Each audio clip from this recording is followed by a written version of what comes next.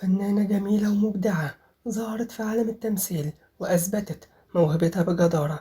نجمة مشهورة في مصر والعالم العربي وأعمالها دايما بتنجح.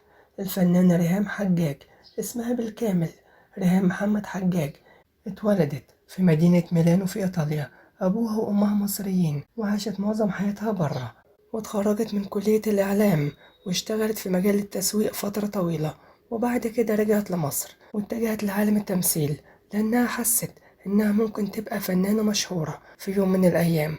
وكانت أول مشاركة ليها في فيلم سفاري. بعد كده قدمت عدد من الأدوار الثانوية ووقفت قدام كبار النجوم لغاية ما بقت بطلة لأعمال درامية وسينمائية، وجسدت دور سامية جمال في مسلسل كاريوكا، وشاركت في مسلسل لما كنا صغيرين.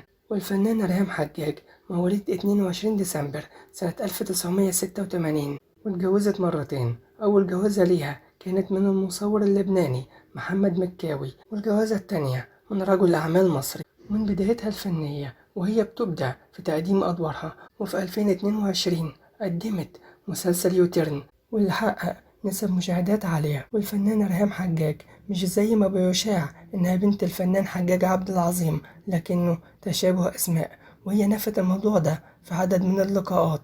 ونالت جايزة عن دورها في فيلم بعد الطوفان من مهرجان مراكش السينمائي الدولي. والفنانة ريهام حجاج بتتميز بجمالها ورشاقتها اللي بتخليها نجمة الألفية بكل امتياز بسبب دقتها في اختيار أدوارها ونجاحها في تقديمها.